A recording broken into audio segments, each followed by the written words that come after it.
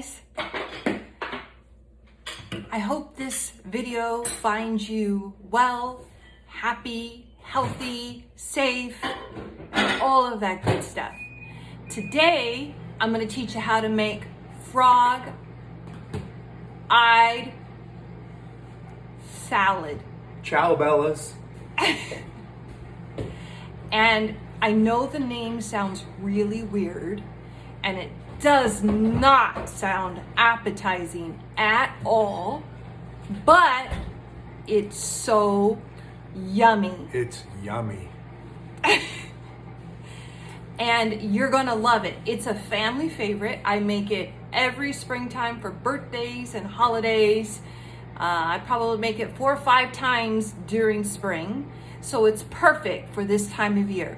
So I hope you make it, and I hope you share it with your family. And I hope your family loves it as much as mine.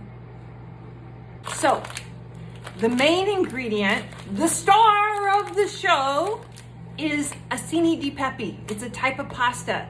It's sort of like a seed pasta. It's really small. Couldn't find it at the store. So I had to settle for ditalini pasta. The ditalini pasta is tubular, very tiny, tiny tubular pasta. Therefore, the frog-eyed, it's not really like eyes like the acini di pepe. However, this is what I could find. And when it comes to cooking, you have to improvise. And sometimes it means, you're on a budget and you're in college and you need to find something on sale. So you improvise and you change things up in order to create something sometimes new and wonderful. So we'll see. This is the first time I've ever used it, so we'll see. You're gonna need 2 eggs, a cup of sugar, a ½ teaspoon of salt, pineapple chunks, 2 cans, and make sure it's in pineapple juice, crushed pineapple, mandarin oranges. I like these, so I buy 2 cans. 16 ounces of Cool Whip, so I bought 2 8-ounce containers of Cool Whip. Marshmallows. And of course, my favorite, but you don't have to add it if you don't like it, coconut. Hi guys. First thing you're going to do is you're going to fill a large pot with about 6 quarts of water. You're going to put it on your burner and put it on high heat so that it comes to a full boil. Then you're going to add a few pinches of salt to that water and a little bit of oil, maybe a teaspoon of oil, and that's it. And let that come to a full boil, because that's where our pasta is gonna go. Hi guys. Next thing you wanna do is take your pineapple chunks that are in pineapple juice, because you wanna use the pineapple juice in this can. You don't want to buy another container of pineapple juice. So use the juice that's in here. So you're gonna wash all your cans. Whenever I use a canned food product, I always wash everything with warm to hot water. So in case anybody's touched it, there's any germs on there, nothing will get contaminated. So always wash all your cans. Once you've washed your cans, you're gonna pop open the lid, or depending on what type of can top you have, use a can opener, and you're going to peel that back. Be real careful not to cut yourself. And you're gonna use a strainer, and I have a large measuring cup here, and I'm gonna put the pineapple into the strainer and let that beautiful juice strain at the bottom like you see here. And that's the juice I'm gonna use. Now, one of the secrets to this recipe to making it really good is making sure your canned fruit is well drained. So what I'm gonna do is take all my fruit and put it in a covered container and chill it in the refrigerator overnight because you want it cold as well. So, and that way a lot of juice will kind of pool to the bottom of the container, and I can drain it again tomorrow after I do the first part today, okay? I would recommend smashing it down, especially this crushed pineapple, with a rubber scraper to make sure you get all of that juice as much as possible in there. So just smash it really good to squeeze out as much juice as you can. Hi guys. So at this point, I'm going to also drain my mandarin oranges. Now I don't need the mandarin orange juice because I only need pineapple juice. So I'm just gonna dump that into the sink so that I only have my beautiful mandarin oranges, which I will put into the same container with the pineapple that I've already drained so that I have it all together. In this pot, it's a heavy duty pot, I'm gonna add the sugar. I'm gonna add, which was 1 cup, I'm gonna add 1 tablespoon, whoops, there I go again. 1 tablespoon plus 1/2 tablespoon of flour. Oops, I'm having a hard time. Since I lost half of that, I'm just gonna add a little bit more. And then 1/2 teaspoon of salt. And with that, I'm gonna take my whisk and I'm gonna combine all of that. Meanwhile, I'm gonna take my eggs and I'm going to mix those vigorously so that they are well combined. I'm gonna take that egg mixture and I'm going to add it in with this pineapple so that it's all combined, so that I can slowly add this to the flour mixture and just slowly add it together. And then you're gonna put this over medium heat and wait until it thickens, and I'll show you what that looks like. Hi guys.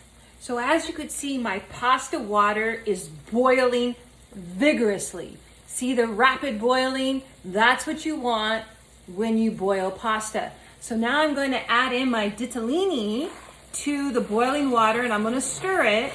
And this is going to probably take maybe 6, maybe 8 minutes. It's a smaller pasta, so it doesn't take as long as some of the thicker pastas like maybe muscatoli. So we're going to just keep stirring that a little bit. We have the oil in there so that the pasta doesn't stick, and we have the salt in there to season the pasta, and we're good to go. Over on this side, if I turn my camera to this way, you can see that I am on medium heat, got the mixture going, the pineapple mixture, which I am also kind of minding to quite a bit, and I'm stirring with a whisk to keep combining it. What you're looking for with this mixture is it to thicken. You want it to thicken. So we got to do that maybe for maybe about 10 minutes max until it'll start to thicken. There it goes. Pasta's ready.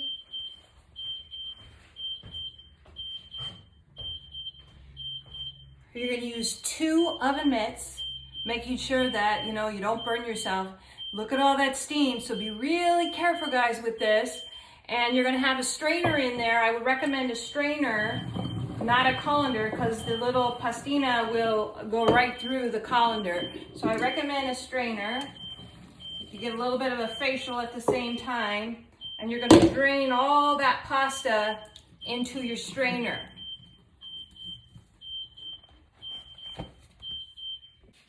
Meanwhile, you could see my pineapple mixture, how it's beginning to thicken. So I'm going to turn that off and let that cool to room temperature, and then I'm going to add some lemon juice to it. Hi guys. So now I'm going to take a lemon and I'm going to put it in this little lemon juicer, and I'm going to squeeze that together so that juice goes into my little mixture here, and you can see that it's thickened. And now I'm just gonna squeeze that lemon juice in there. Oops, got myself. And just squeeze that in there really well and stir it in.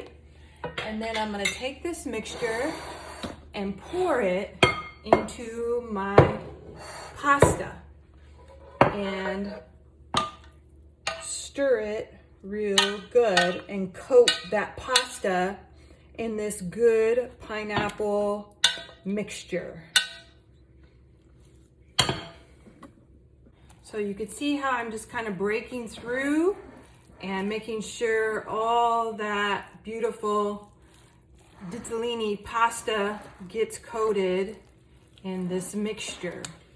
Now, once I'm done here, I'm gonna pop it into a covered container, and then I'm gonna put it in the refrigerator, and I'm gonna let it set in the refrigerator for about 3 hours, actually.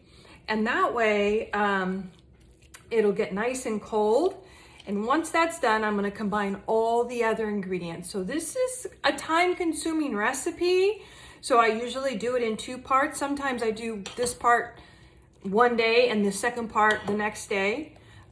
So however you wanna do it. Hi guys. So I'm just up having my coffee. It's early morning, and I'm going to do the second part of the frog-eyed salad for you today and show you how to put it all together. I usually make the mixture and drain the fruit the first day, and the second day I come back and I mix it all together. You can do it all in one day, but you have to be willing to let that mixture sit in the refrigerator for about 3 to maybe 4 hours because you want it to set up really well. So that's what we're gonna do today, and I hope you're here and enjoying your day as well. So I have my mixture here, and you guys wanna see. So you see the consistency? It's kind of, I don't even know how to do it. It's sort of all stuck together, and that's what you want for your pasta mixture.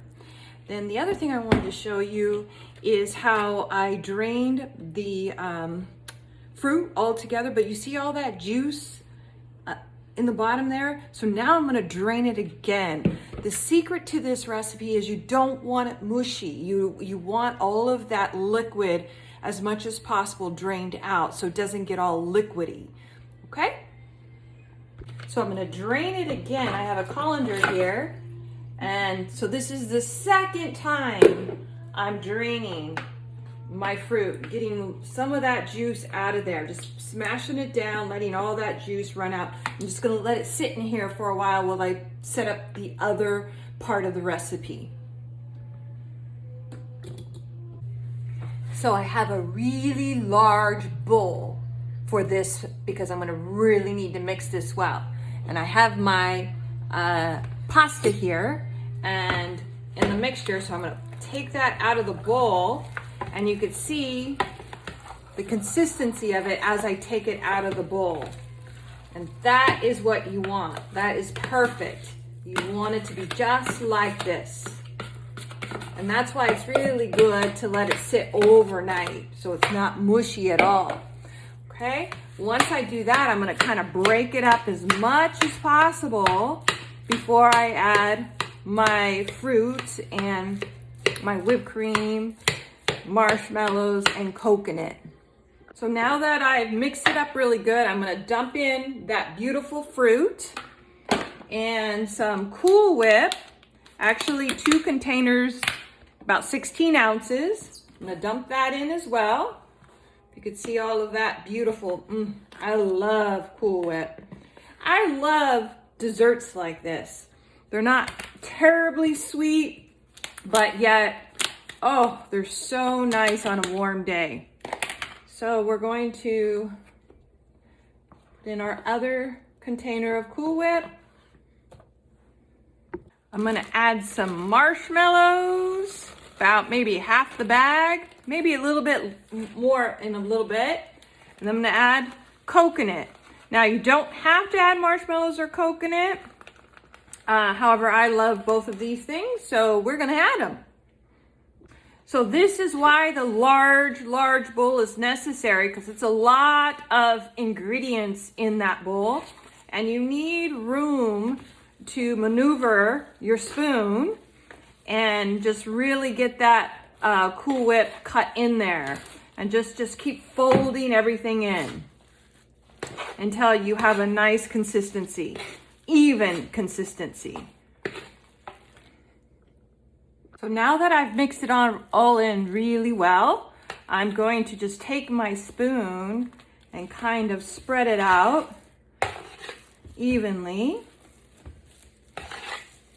so that it looks beautiful in this large bowl. You could change the container if you want and put it in 2 smaller bowls once it gets to this point, which is very satisfying to see.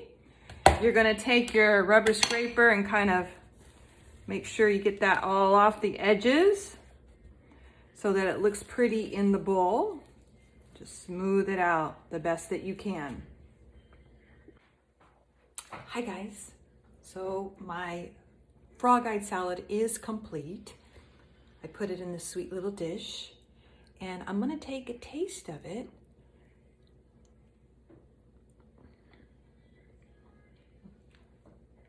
Well, I'll tell you this. It certainly doesn't taste like frog eyes, but I've never eaten frog eyes, so I really couldn't tell you. But all I know is that it is scrumptious. Scrumptious. This is one that you'll make and make and make for many, many years.